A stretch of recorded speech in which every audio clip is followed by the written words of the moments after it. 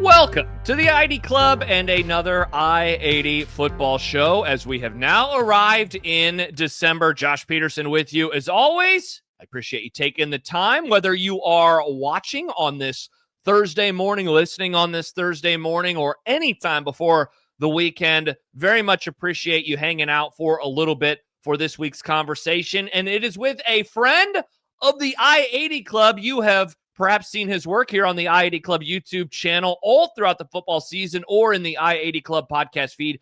Ben Stevens from Big Ten Breakdown. He does that pod a couple times a week, previewing the weekend's games on Fridays, recapping everything that he saw on Mondays, and wanted to talk to him about not only conference championship weekend, in particular the Big Ten championship game between Indiana and Ohio State, but also the state of college football. What have you seen this year? Nebraska football, plus some stuff at the start about his career, how we got to this place. Coming from California, Los Angeles, how does a guy from that part of the country become so engrossed, not only in college football, but in Big Ten football? We talk about all of that and more with Ben. This was a real treat. Jack Mitchell and I connected with him back in the summer and got him into the I-80 Club family, but hadn't had a chance to sit down and talk college football with him in this capacity. So now was a great time to do so ahead of the conference championship weekend. If you have missed what we have been doing lately in the I-80 Club, would love to have you check all of it out, whether it is on the I-80 Club YouTube page, the I-80 Club podcast feed, or of course, everything that we have going on at patreon.com/I-80 Club. You get ad-free episodes there. You get bonus episodes. You get first run episodes like what Volleyball State is doing. They go live for subscribers on Sunday nights. You do not want to miss those episodes, especially as the NCAA tournament now is here this weekend. So they're doing those for subscribers. They come out publicly on Tuesdays, but if you want to join them live, do so, patreon.com/I-80 Club. Jack Mitchell and I on Wednesday night, we went live for subscribers in a special bonus episode about what's going on with Nebraska's coaching staff. John Butler out. Who else could be on the outs moving forward? We talked about that in a subscriber-only episode. Again, you can get access to those at patreon.com/I-80 Club. Coming up over the next couple of days, Thursday night, if you're listening to this on Thursday, don't miss tonight the Nebraska Ball Hour. Jack Mitchell and Caleb Henry will preview Nebraska's huge matchup with the Creighton Blue Jays, which is coming on Sunday afternoon. They'll be doing a recap pod that night as well on the Nebraska Ball Hour. So lots of stuff coming over the next few days surrounding that game. Of course, Ben will have you covered on Friday morning with his preview of the Big Ten championship game between number 1 Ohio State and number 2 Indiana. That will be on the Big Ten Breakdown. Mention Volleyball State. Jack and I will also have a Saturday morning coffee show this weekend that will be available for free. So we have a ton of stuff coming up over the next few days, starting tonight. Listen to this episode. Watch this episode. We would love a like and a subscribe, a rating and a review wherever you check out your podcasts. And again, if you want everything that we have to offer, patreon.com/I-80 Club. All right, let's get to my conversation this week with Ben Stevens about his career covering college football, his career in media, and the season as a whole, with a look at this weekend's Big Ten championship game, all right now on the I-80 Football Show.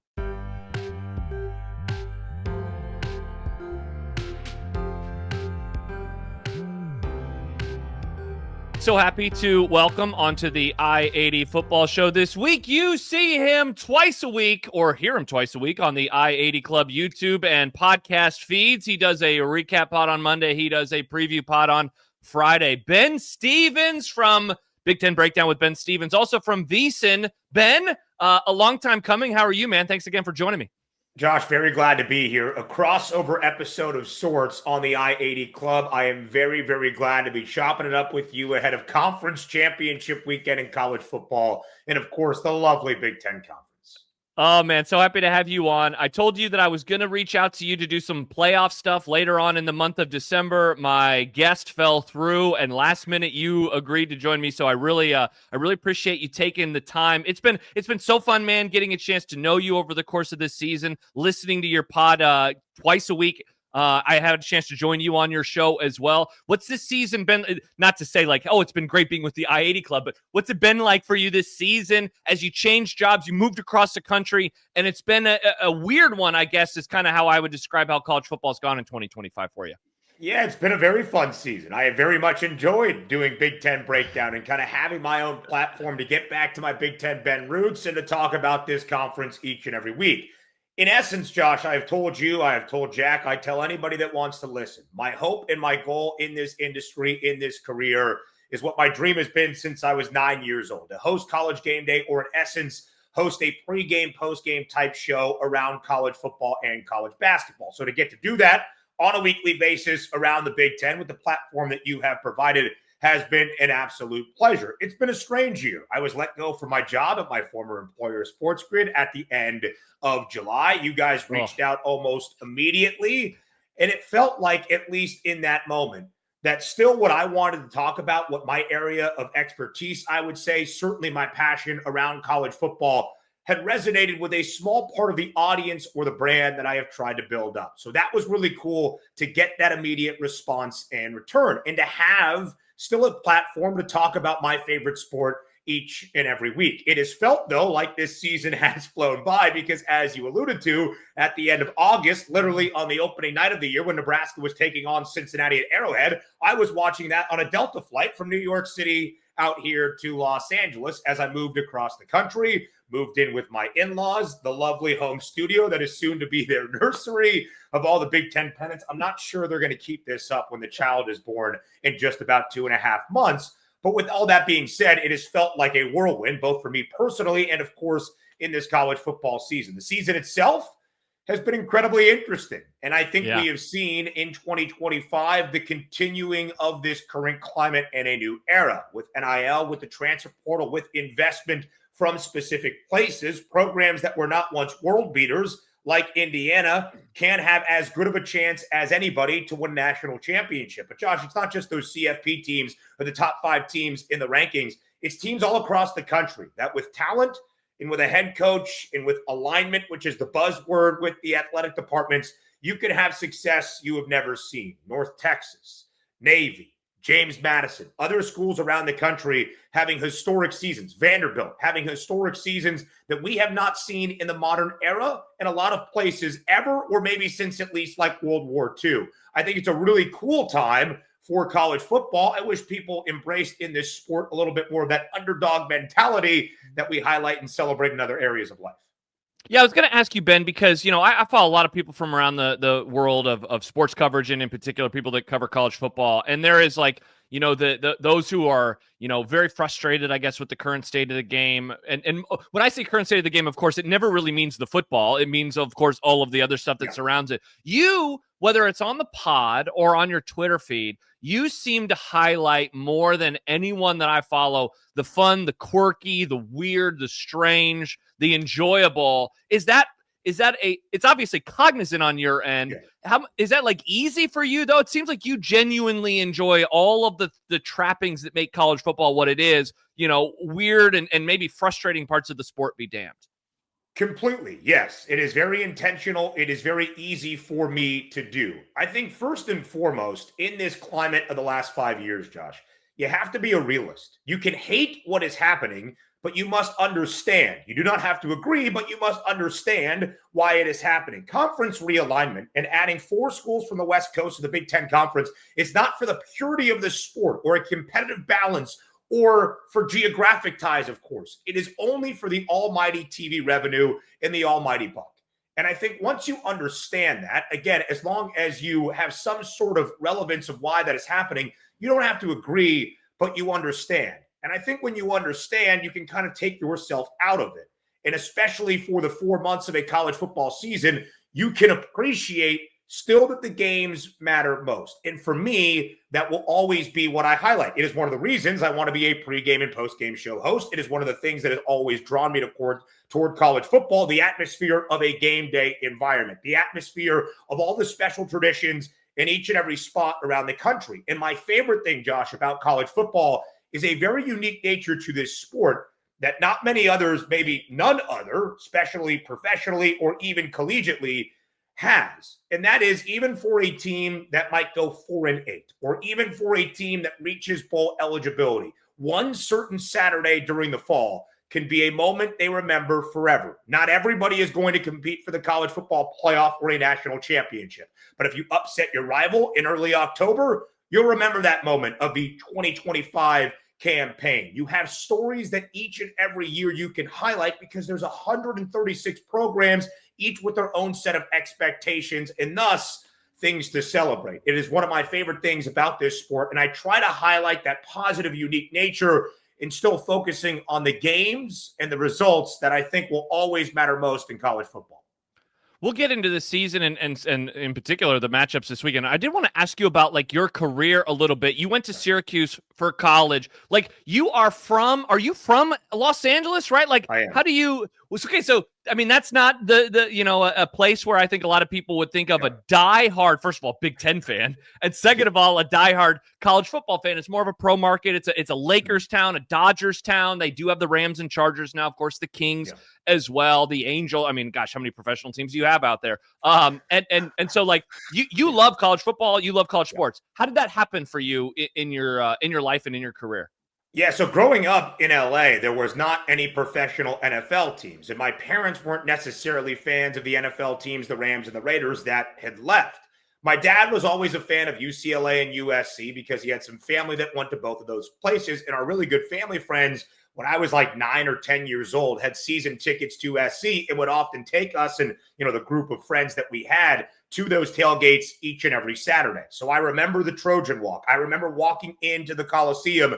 And this was the heyday of USC football in the early aughts under Pete Carroll, the Matt Leinart, the Reggie Bush teams. So it felt like this glorious and cool thing to always be around. And if I wasn't going to a USC game, I was waking up at 7 a.m. on the West Coast to watch College Game Day, which always was very endearing for me. So I always had an affinity to college sports. I love the Lakers and Dodgers growing up, but I always had an affinity to college sports.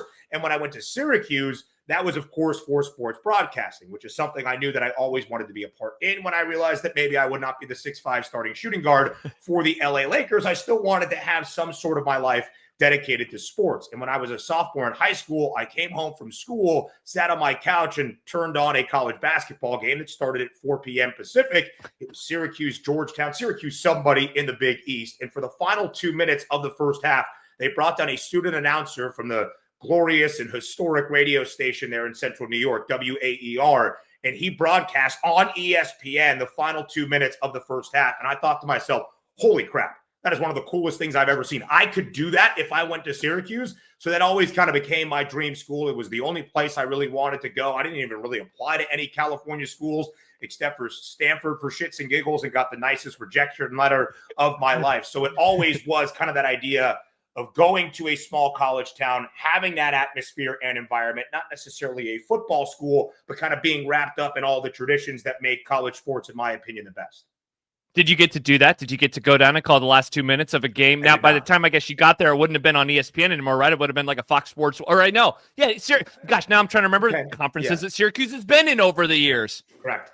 My first year was our final year in the Big East, and then we went to the ACC my sophomore year. So the interesting thing about WAER, highly competitive college radio station, that basically if you're not doing morning updates for the news side at 6 a.m. your freshman year or your first week on campus, you're not going to get to call basketball games by the time you're a senior. And I wasn't necessarily always just in love with play-by-play. I wanted to be the host of College Game Day. We have an awesome TV station, so I kind of focused my efforts more in Citrus TV. But no, never got called down for ESPN or ESPN2 to broadcast the final few minutes from the Dome.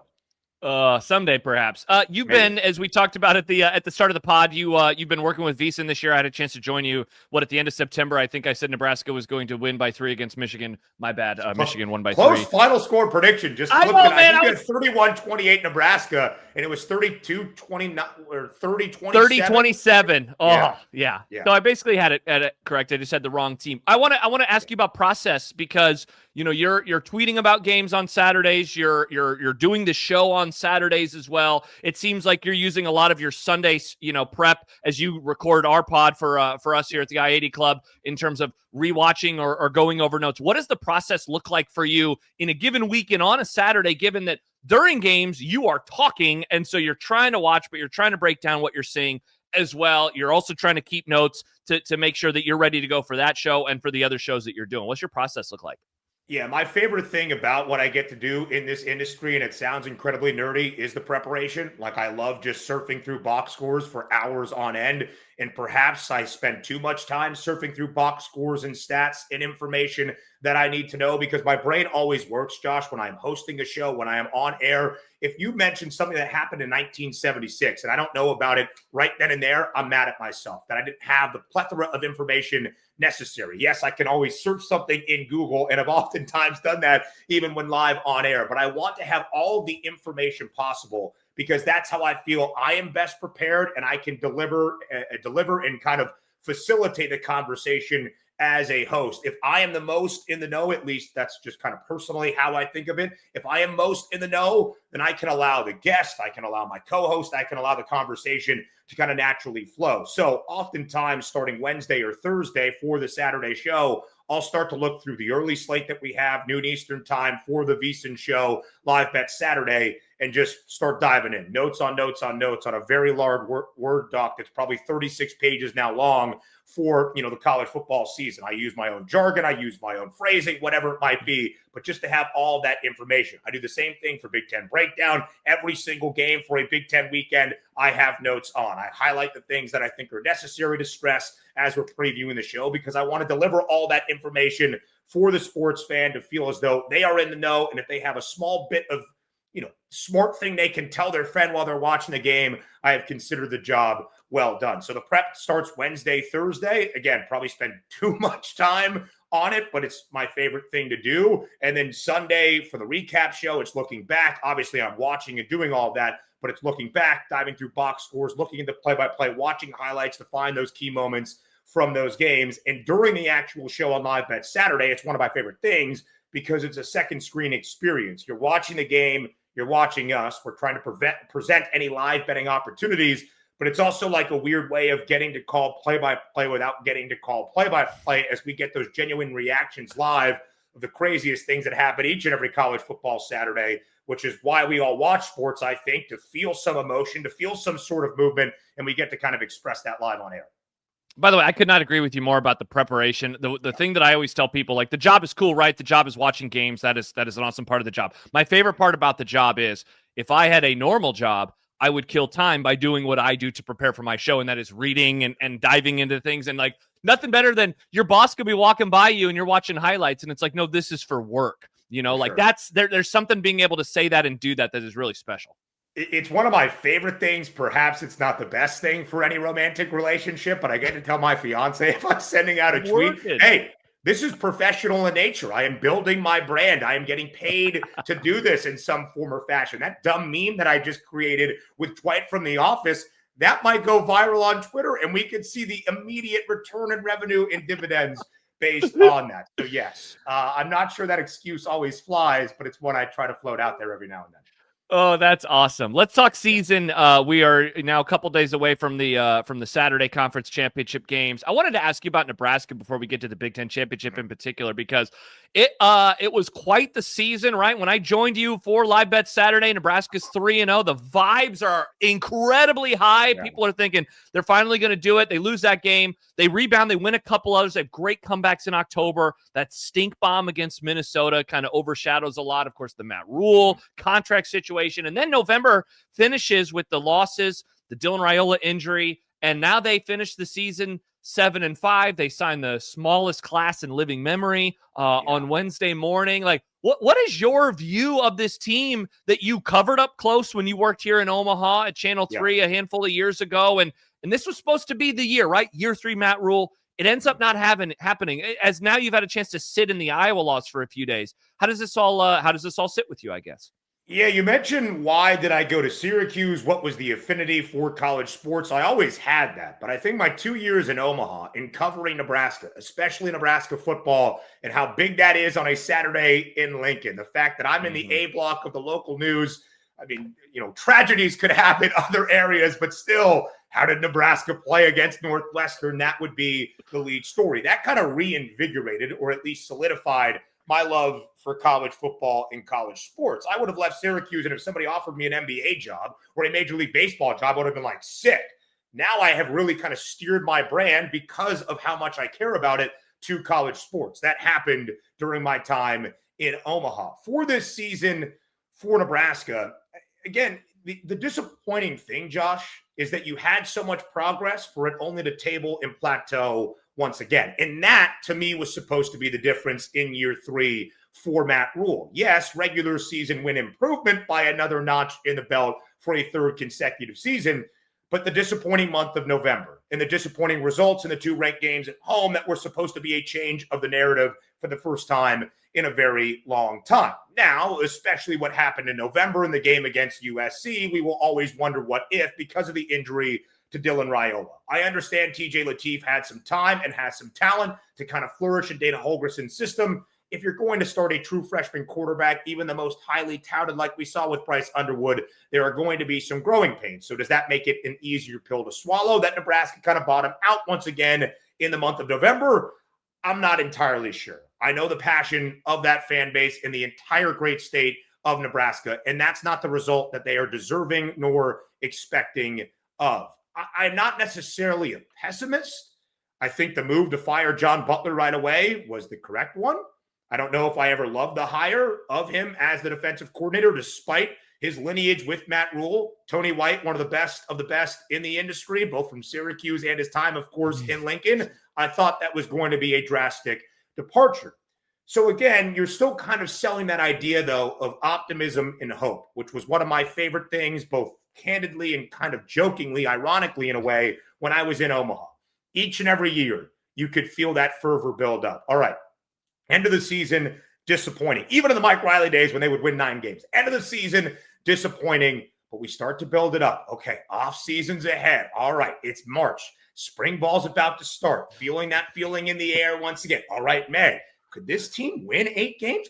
If that go, I think we could. Yeah, okay, that's 10 games. That's a Big Ten championship. We should be contending for Big Ten titles. Josh, I was there the December they hired Scott Frost. I was in the studios at KMTV 3 News Now as my sports director, Adam Kruger, was live in Lincoln, Nebraska.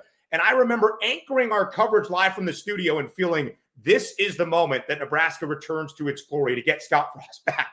Of course, we know what that story is, but it's still that idea now entering year 4 for Matt Rhule of hope and optimism, but not necessarily capitalizing on that hope and optimism just yet, which I feel is a fleeting and disappointing feeling. What do you think in terms of comparing or I guess trying to figure out how well of a job Rhule is doing? Like, who are we comparing him to? We had Dirk Chatlin on the podcast Jack and I did in November, and I kind of asked him that, like, when you are thinking about Matt Rhule and how good of a job he is doing, are you comparing him to his predecessor? Are you comparing him to the idea in the grandest way possible of what a Nebraska coach can be? And that's historic, right? Talking about Tom Osborne, Bob Devaney. Are you comparing him to a middle ground, like a Bo Pelini? Like, Bo Pelini was always compared to Tom Osborne, and thus he never was able to reach that level. We're so far now removed from that around here that I don't say Matt Rhule's doing a bad job because he's not Tom Osborne, but I also am like, man, they did finish the season in such a way that I don't think that they took a step forward. I'm wondering how you are viewing him and the job that he is doing overall. I think I would compare him to what we have seen in the last decade, at least since my time in Omaha, because that is my grand, vast area of knowledge when it comes to Nebraska. And I think Mike Riley at times got the short end of the stick, but he wasn't moving the program forward. For how things then came down after Riley leaves Lincoln in the Scott Frost era, I think Matt Rhule really had to build it up. But that is what he does better than most. He is a program builder. Much like you, though, Josh, I was expecting this 3rd year, even if it was 8 or 9 wins, to be a drastic leap from years 1 and 2. Really showing signs of life. Maybe not ranked in the final CFP top 25 perhaps, or maybe not contending for a Big Ten title when all was said and done. but to really feel like this program has taken the step forward they have been longing for in the last 10 plus years. That did not happen for Matt Rhule. I think around the country, it is easy to compare Matt Rhule to others that have seen instant success. Of course, the guy in Bloomington and Curt Cignetti, as often is brought up all around college football, but certainly in the Big Ten, I try to remind people he is an anomaly. He is not the standard. What he has done in Bloomington cannot be replicated, and frankly, probably will not be in our lifetime of college football. That is something that is so one of one that you can't really compare that to. You can look at what Luke Fickell, who's going to get a fourth year, is doing in Madison. I think we would all agree that Matt Rhule is doing a better job of what he has done with this program, having to build it back up from where things were in Madison and kind of dropping off for where Luke Fickell enters year number 4. I'm not sitting here and saying Matt Rhule has done a bad job. Matt Rhule in year 3 did not deliver on the promise, and thus he is not the right guy to really fix Nebraska and really turn things around.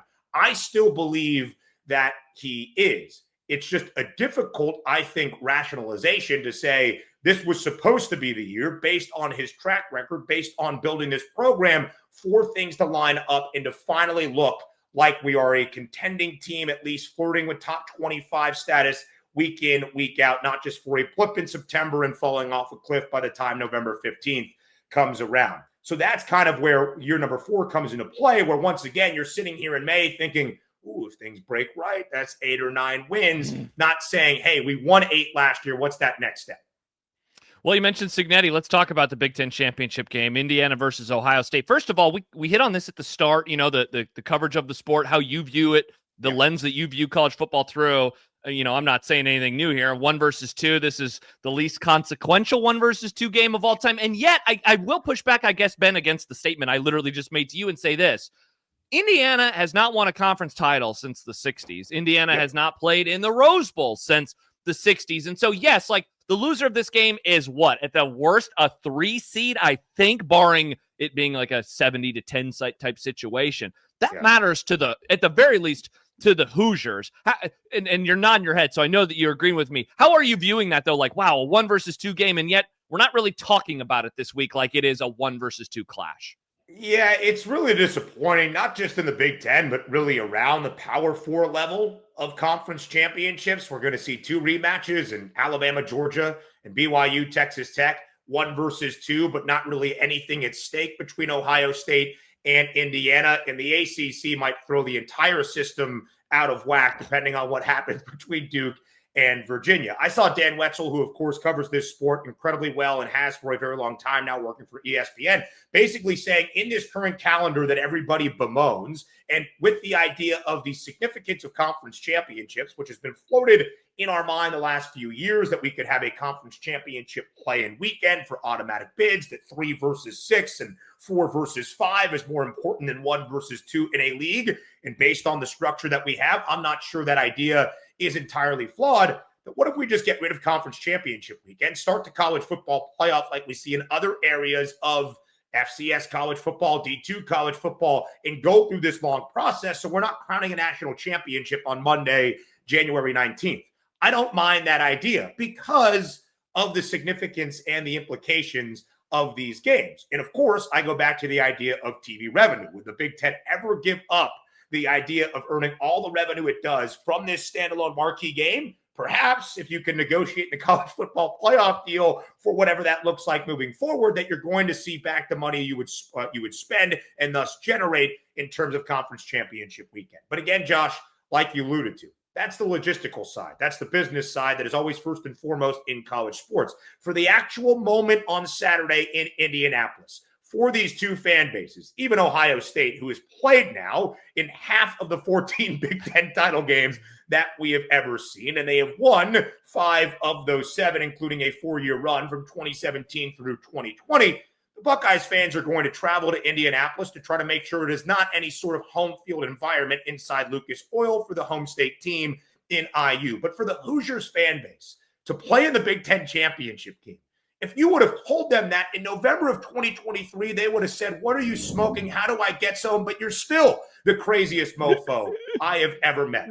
And to me, that is significant, right? If only as a crowning achievement for what we have seen Curt Cignetti do for this Indiana football program. And for all the reasons that I love this sport and always will, and love college sports and always will, Indiana basketball plays in Indianapolis on Saturday around 2 p.m. Eastern time, and then plays in the Big Ten championship game about 6 hours later. For that Hoosiers fan base, maybe one of the greatest days ever on the docket all time. And to me, that still carries importance, even if just for one individual fan base to have that moment that they'll remember forever.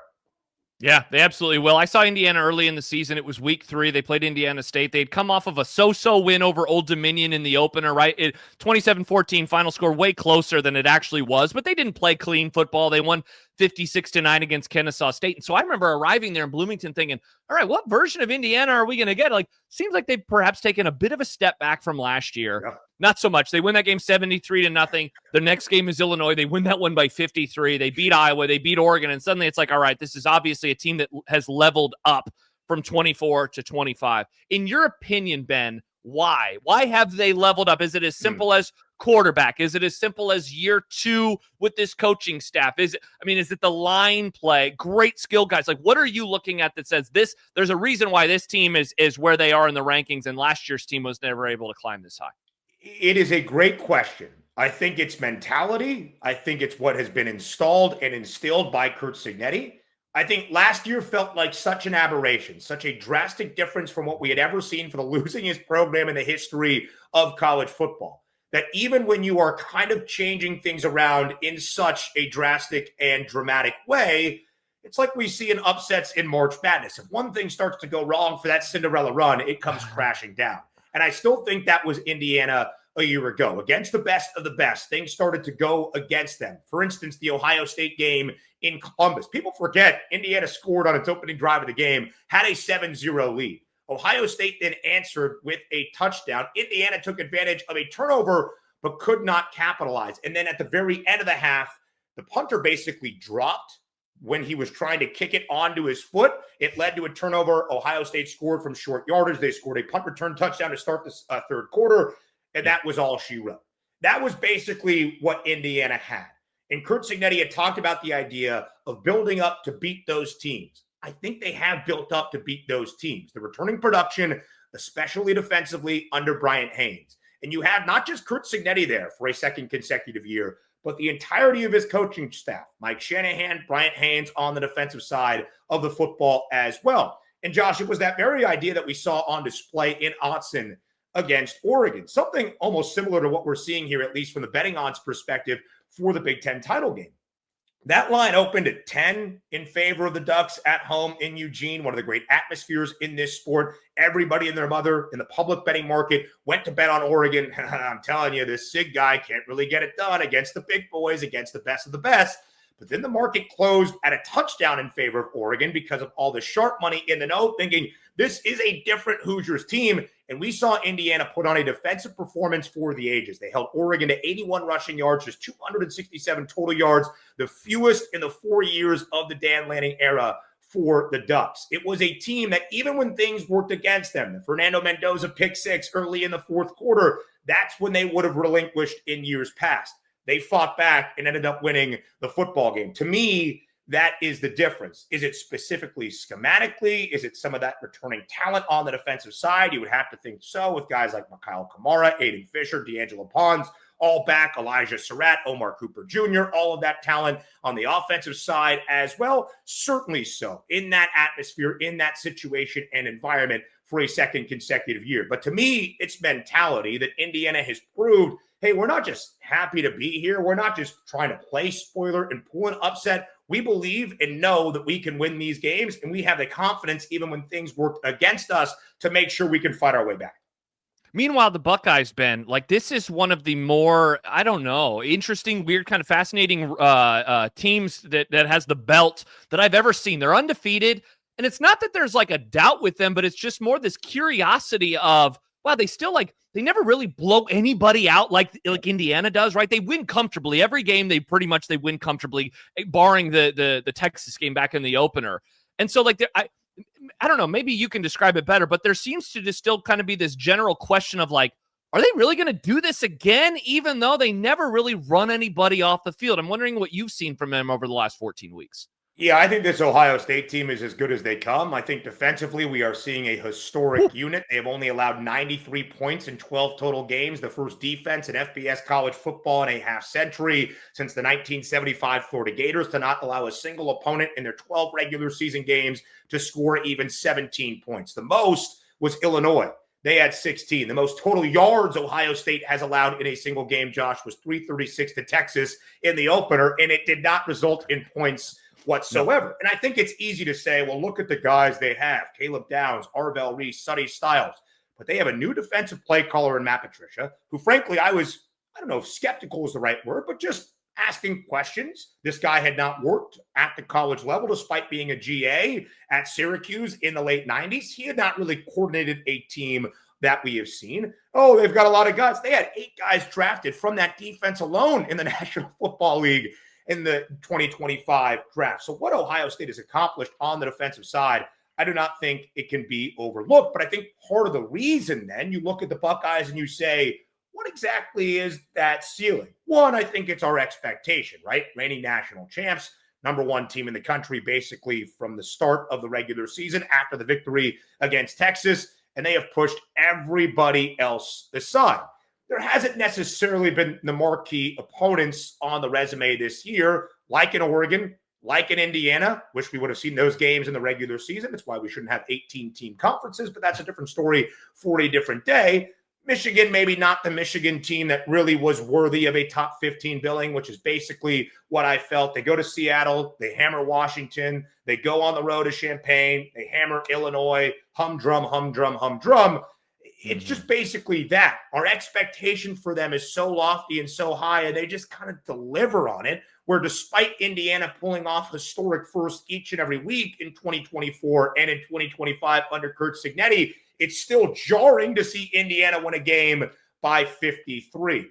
It's not the same kind of experience for Ohio State, but Josh, I will tell you, this is a really, really good football team that is as capable as last year's of winning a national championship, if not more, because I think when the offense gets opened up and they haven't necessarily had to show all of their tools just yet, Julian Sayin is as efficient in that offense with talented playmakers on the outside and Jeremiah Smith, Carnell Tate, the Purdue transfer at the tight end spot, Max Clare, as you will find. Ohio State really hasn't had to open it up in a vast way this year. I wonder what we will see on Saturday night in Indianapolis against an Indiana team that even if we start to think, it's IU and a step up in class, no, this Indiana team is as good as they come around the country as well. We'll leave the remaining thoughts that you have on this game for this week's Big Ten breakdown. I did want to ask you about teams that are outside of the current top 4, and the top 4 in the latest rankings were Ohio State, Indiana, Georgia, and Texas Tech. Who do you like outside of that top 4 to maybe do what the Buckeyes did last year? What Notre Dame did last year, making it to the title game or winning it. Like, who do you like from that group of teams right now that first of all, you feel good that they're going to make it into the playoff regardless of what happens this weekend, and you think could go on a nice little run?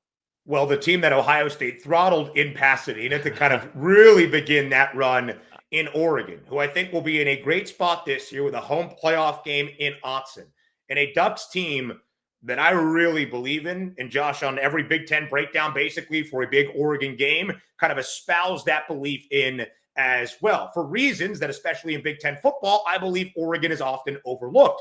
Physicality up front, as good of an offensive line as you will see, and a tremendous defensive front led by Tosh Lupoi, who is now, of course, going to be the head coach at Cal. I do wonder, just based on the climate that we have in college sports, losing both of your coordinators in a playoff run, does that change their mentality, where their focus is? I often believe they are smart enough to compartmentalize and focus on what they need to get done, but we'll see. And of course, it will be a talking point as the CFP rolls on. I really believe in Oregon. Dante Moore has been exceptional at the quarterback spot. I believe the Ducks are at least going to get to the semis, if not play for a national championship. And it's kind of not the sexy answer, but it's Notre Dame as well. The thing that scared me about the Irish early this year, even in the Purdue game, was how bad they were defensively. Basically, in the opening 3 games of the year under Chris Ash, as bad defensively, allowing nearly half the points they had given up in the entirety of a 15-game national championship run the year prior in only 3. they have figured things out, whether that's Marcus Freeman becoming more involved in the defensive schemes and play calling, who knows? But the Notre Dame defense has looked like a Notre Dame defense that you would expect, especially in the back end where they have been as good as anybody throughout the final 2 months of this regular season. And the offense for the Irish this year is far better than it was for the team that made it to the national championship game a year ago. Those would be the two teams outside of the top four that I would highlight in making the run to the semifinal or even a national championship game appearance in Oregon and Notre Dame. If there is a team that is going to benefit the most from time off and getting healthy, I mean, it has to be the Ducks, right? Just given all of the injuries and all the questions that they've had, and they were able to get through it all late in the year. It's, hey, if they lose to USC, hey, if they lose to Washington, they might be on the outs. They took care of business in both of those games, and now they're going to rest up, and they're going to get the reward of a home playoff game. Like, that stuff is going to be massive for them. Huge. And they are going to get healthy. To have DeCorian Moore and Gary Bryant back is going to be vital for the Oregon offensive attack. I think Noah Whittington's been dealing with more than we've even realized toward the tail end of the regular season. And in those spots, Josh, against USC, where I thought Oregon was going to throttle the Trojans by double digits, they did exactly that. And in the road game against Washington, it's never easy to go to Lake Washington and win there on the banks of Union Bay at Husky Stadium. To win and cover, and to do so in the way that Oregon did, twice in the second half against SC, once early in the fourth quarter against Washington. The opponent, Trojans, Huskies, scored to make it a one-possession game. And in all three of those spots, twice against SC in the second half and against Washington last week, when they had cut it to a single possession game, Oregon answered with a touchdown immediately on their ensuing possession to keep the game in arm distance and to keep it 2 scores. I really think this Oregon team is very, very good and truly capable of at least getting to the Final Four, if not a national championship spot. One more non-Big Ten question for you before we say goodbye. Do you think the Kirby Smart struggles with Alabama? Do you think they're going to continue, or do they they're the favorite this weekend versus the Tide? Do you think he finally, he's beat them once, and that was in the Natty, so, I mean, you're going to take that one. You think they're able to get it done, or is Bama going to get another victory versus Kirby? You have the ultimate trump card in winning the national championship game in 2021, yep. But you are very correct that it has not been easy for Kirby against either Nick Saban or now Kalen DeBoer. What really, I think the key matchup in that game, Josh, is Alabama's improvement on the defensive side under Kane Womack. And never forget the success that we are seeing in Tuscaloosa started in one place. That was Bloomington, Indiana, with both of those guys on the staff under Tom Allen for Indiana.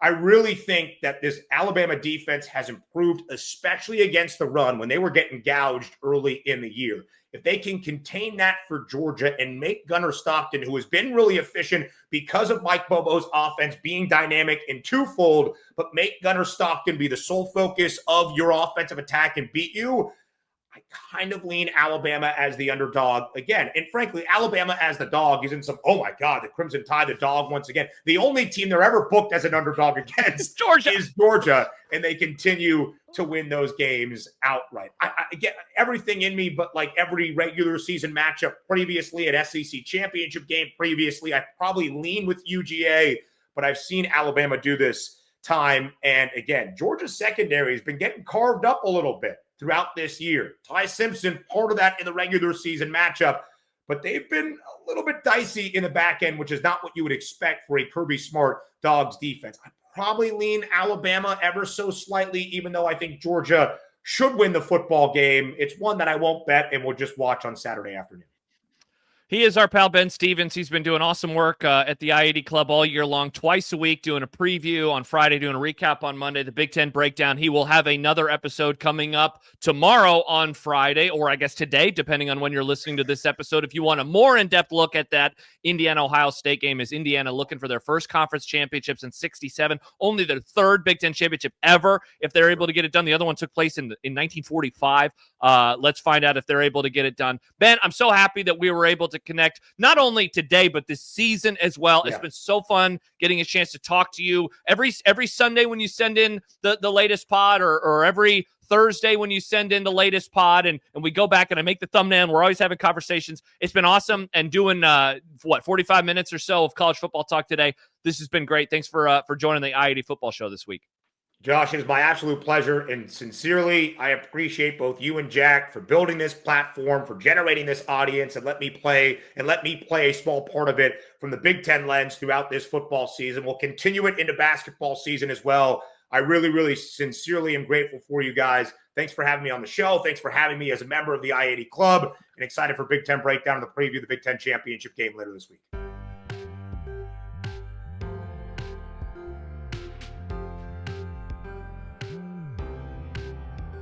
Again, many thanks to Ben Stevens for joining me on the I-80 Football Show. Don't forget to join him on the Big Ten Breakdown Friday morning as he looks more in depth at Indiana versus Ohio State. Really excited to hear that episode. It will be out Friday morning. And again, if you want it ad-free, no ads at all, patreon.com/I80 Club. You can get all of our stuff ad-free right there. Don't miss the Nebraska Ball Hour coming up Thursday night, 8:30. Jack Mitchell, Caleb Henry, they will preview Nebraska and Creighton. They'll be doing a recap pod on Sunday night as well. Stay tuned for a time on that one. Volleyball State coming up this weekend. Saturday morning coffee show coming up on Saturday with Jack and myself, and so much more. And again, we did a bonus episode on Wednesday night for subscribers about Nebraska's current situation. John Butler out. What is going to happen next? All of that and more right now at patreon.com/I80 Club. Enjoy the Big Ten Championship game. Enjoy all of the championship games this weekend. Thanks again to Ben for joining me. I'm Josh Peterson. This was the I-80 Football Show. We'll talk to you soon.